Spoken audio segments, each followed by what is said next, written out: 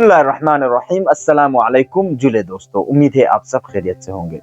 Reason of Ladakh by Dogra forces के second episode में आप सब लोगों का स्वागत है। दोस्तों, पिछले एपिसोड में मैंने कहा था कि 16 अगस्त 1834 को पहली बार जोरावर सिंह और उनके अफवाज ने लद्दाख पर हमला किया। तो ये लद्दाख का सबसे पहला हमला हुआ था दोस्तों शुरू में, और शुरू के कलआ यानी कि करपोखर कलए पर उन्होंने पहला हमला किया था 16 अगस्त को। उस वक्त कलादार टाशी वांगचुक और 200 सिपाही वहां पे तैनात थे।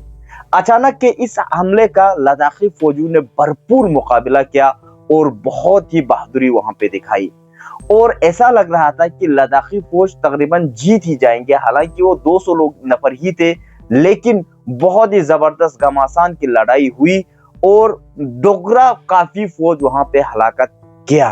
लेकिन मैंने पहले एपिसोड में कहा था दोस्तों कि तोपों का ज्यादा इस्तेमाल किया था। उन्होंने तोपों के जरिए करपोखर पर हमला करना शुरू कर दिया, और ये ऐसा था कि लद्दाखी लोग पहली बार तोपों का सामना कर रहे थे। ये उनके लिए पहला एक्सपीरियंस था, तो वो लोग हका बका रह गए, और इस वजह से डोगरा फोर्सेस के पास बनिस्बत लद्दाखी फोर्स हथियार भी बहुत ज्यादा थे।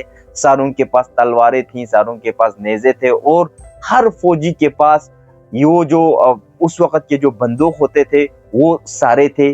तो आखिरकार लद्दाखी फौज करपोखर में पहली ही जंग में पसपा हो गई। क्रॉनिकल्स या मुकामी तारीखदानों का ये कहना है दोस्तों कि टाशी वांगचुक और उसके बेटे के साथ सारे फौजी तोपों के सबब सारे शहीद हो गए।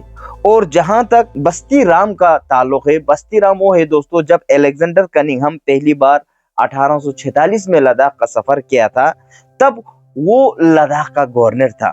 उन्होंने बताया कि लद्दाख के 30 लोग मारे गए और डोगरा के 6 से या 7 लोग वहां पे मारे गए थे। यानी कि यहाँ पे कॉन्फ्लिक्टिंग है। हमारे लद्दाखी क्रॉनिकल्स के हिसाब से तो सारे मारे गए थे, लेकिन बस्ती राम के हिसाब से वहां पे लद्दाखी 30 लोग मारे गए थे और डोगरा फौज 6-7 मारे गए थे, और काफी सारे जख्मी भी हुए थे। दोस्तों, उस वक्त करसे में 2 कलए थे, एक करपोखर कलआ और दूसरा करसेकर कलआ।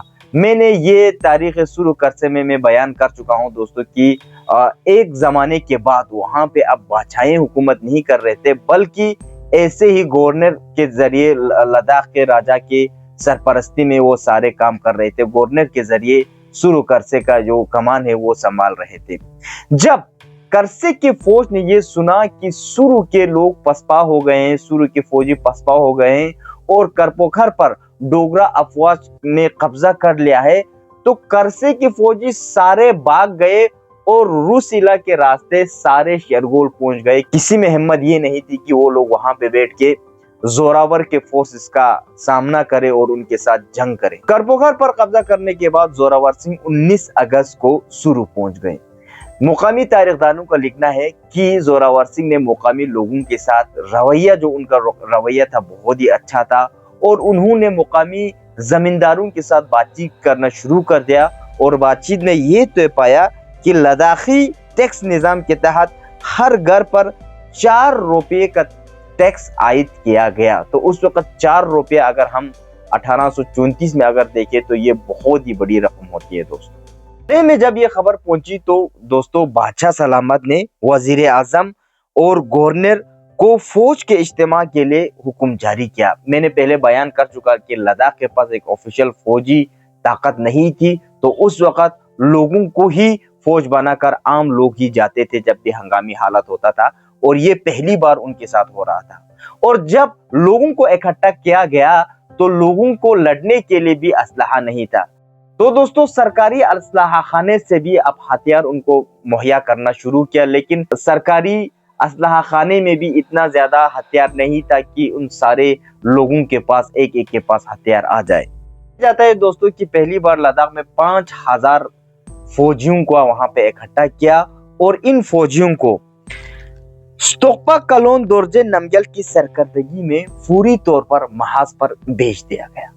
दोरजे नमग्याल की उम्र 15 से 18 की बताई जाती है दोस्तों अब्दुल गनी शेख की किताब लद्दाख के तारीख के अहम गोशे में, और वो बहुत दिलेर था और बहादुर भी था, लेकिन कम उम्री में उनका तजुर्बा बहुत ही कम था। इसी अजना में संगो के करीब एक गांव लंकरसे में लोनपो मुरुफ तंजीम की सरकर्दगी में 4 या 5,000 फौज वहां पे पहुंचे। लद्दाखी कमांडरों ने आस्ताना और ब्यामा खुम्बू के दरमियान तंग और संगलाख जगह में उन्होंने अपना खेमा वहां पे नस्ब किया और वहां पर डोगरा फौजियों का इंतजार करने लगा। तो वहां पर एक घमासान की लड़ाई हुई और लद्दाखी फौजियों ने ढककर डोगरा फोर्सेस का, डोगरा के फौजियों का मुकाबला किया। तो इस घमासान लड़ाई के दौरान डोगरा फोर्सेस के एक कमांडर देहान सिंह एक सिपाही के साथ एक नहर के रास्ते एक मोर्चे के अंदर दाखिल हुआ। लद्दाखी कमांडर दोरजे नमग्याल स्टोक्पा कलोन एक सफेद घोड़े पर उस वक्त गश्त लगा रहा था, तो उन्होंने बंदूक से लद्दाखी कमांडर को निशाना बनाया।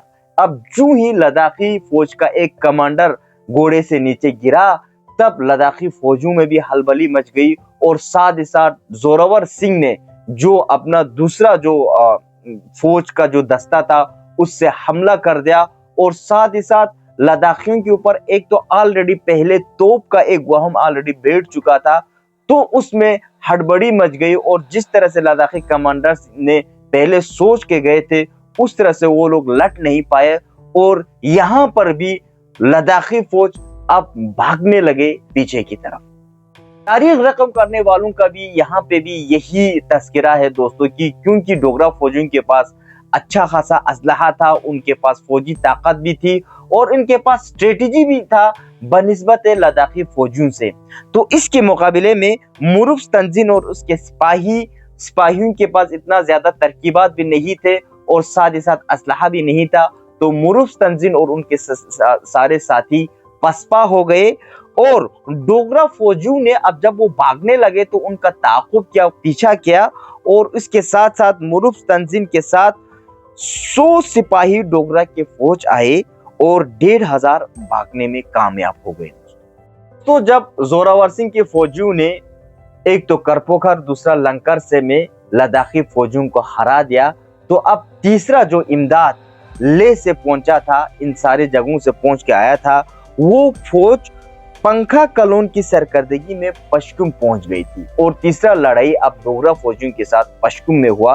पश्कुम के चूली चनखर के नीचे कहा जाता है कि वहां पे एक पुल था, ये पुल स्ट्रेटेजिकली बहुत ही अहम था और उस पर लद्दाखी फौजियों का काबिज होकर रखना बहुत ही जरूरी था। लेकिन डोगरा फौजियों के साथ घमासान की लड़ाई में वहां पर आखिर लद्दाखी फौज को पसपा फिर से वहां पे भी हो गई और डोगरा फौज ने उस पुल पर ही नहीं कब्जा किया बल्कि पश्कुम के खर चूली चनखर पर भी कब्जा किया और वहां पर जितने भी जायदाद थे, माल थे, सामान थे, वो सारे लूट लिए गए। वजीर हजमतुल्लाह ने यहाँ पर एक वाकया जिक्र किया है दोस्तों कि पंखा कलोन जो था वो उनके हिसाब से ऐसा लगता है कि वो इतना बहादुर नहीं था, वो बहुत ही एक नाजुक दिल के थे।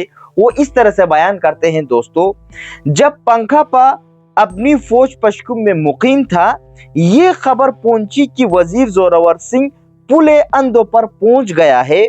वो उस कदर घबराया कि अपनों घोड़े की रस्सी खोलने का भी ख्याल नहीं आया और बंधे हुए घोड़े पर सवार होकर इसे भगाने की कोशिश की। देखो कितना डरा हुआ था, बंधे हुए घोड़े पर ऐसे बैठकर जाने की कोशिश की।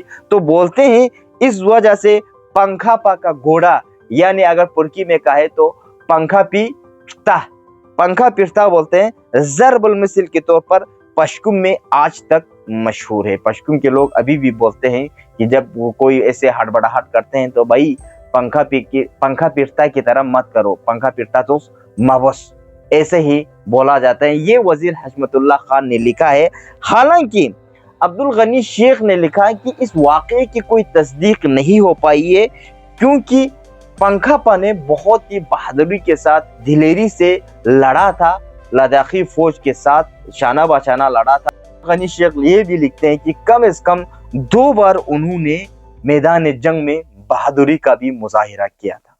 दोस्तों पश्कुम के बाद डोगरा फौजियों ने सोत का रुख किया और सोत का रुख तीसरी खार पर उन्होंने हमला किया। अब ये हमला हम आगे आने वाले दूसरे एपिसोड में कर लेते हैं।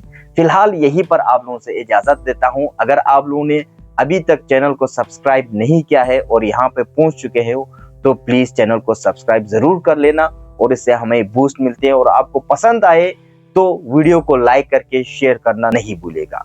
तो इसी पर मैं आप लोगों से अलविदा लेता हूं दोस्तों, अपना ख्याल रखिएगा। खुदा हाफिज।